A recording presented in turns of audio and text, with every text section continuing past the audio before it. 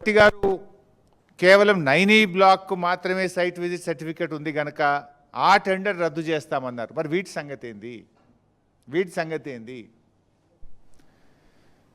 ఇవాళ ఈ site visit certificate వెనుక ఉన్న కుట్ర ఏంటంటే, అదర్వైజ్ ఆన్లైన్ టెండర్లు ఉంటే ఏమవుతుంది? దేశంలో ఏ రాష్ట్రం నుంచి అయినా ఎవరైనా అనుభవం ఉన్న కాంట్రాక్టర్లు ఆన్లైన్లో డైరెక్ట్గా టెండర్ వేయచ్చు. సైట్ విజిట్ సర్టిఫికేట్ అంటే కాంట్రాక్టర్ సైటుకు పోయి చూసి ఆ సింగరేణి నుంచి సైట్ మేము విజిట్ చేసినామనే సర్టిఫికేట్ తీసుకోవాలి. దాంతో ఏమైపోతుంది? ఏ కాంట్రాక్టర్ టెండర్ వేస్తున్నాడో ముందే వీళ్ళకి తెలిసిపోయి వాళ్ళను భయభ్రాంతులకు గురి చేసి వాళ్ళను నయాన్నో భయాన్నో ఒప్పించో మెప్పించో బెదిరించో వాళ్ళను టెండర్ వేయకుండా చేయడం, టెండర్ వేస్తే వీళ్ళకి అనుకూలంగా టెండర్ వేసే విధానం.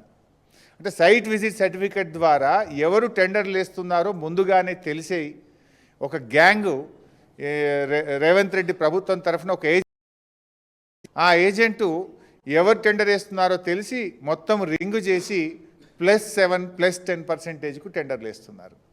గతంలో సైట్ విజిట్ సర్టిఫికేట్ లేనప్పుడు ఏమవుతుండే? ఈ దేశంలో ఎవరైనా ఎక్కడి నుంచి అయినా డైరెక్ట్గా టెండర్ వేసే అవకాశం ఉండేది. ఇప్పుడు ఆ అవకాశం లేకుండా చేసి ముందుగానే ఎవరు టెండర్ వేస్తున్నారో తెలుసుకొని నయాన్నో భయాన్నో బెదిరించో ఒప్పించో మెప్పించో వాళ్ళని టెండర్ వేయకుండా చేసి తమ అనుయాయులకు ఈ టెండర్లు కట్టబెడతా ఉన్నారు.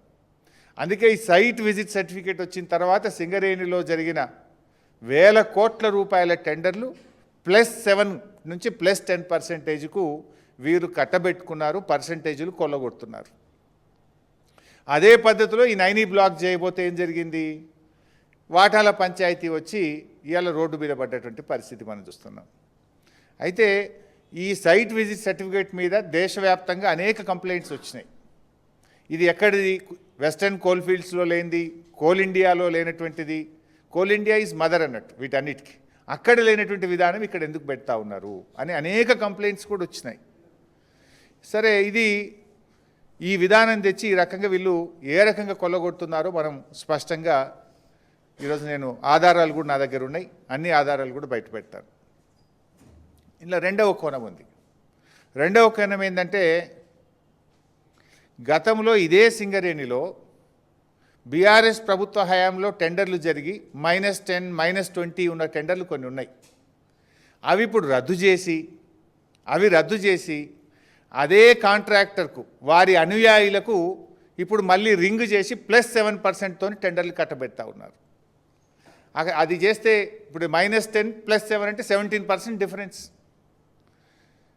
గతంలో బీఆర్ఎస్ హయాంలో ఇటువంటి విధానం లేక కాంపిటేటివ్ మెథడ్లో టెండర్లు జరిగినాయి. ఆ టెండర్లను రద్దు చేసి వీళ్ళంతా కూడా కూడబలుక్కొని అదే కాంట్రాక్టర్లకు ఆ కంపెనీ పేరు మీద కాకుండా వాళ్ళ సిస్టమ్ కన్సర్నో వాళ్ళ అనుయాయులకు ఈరోజు +7 మీద టెండర్లు కట్టబెట్టి కమిషన్లు కొల్లగొడతా ఉన్నారు.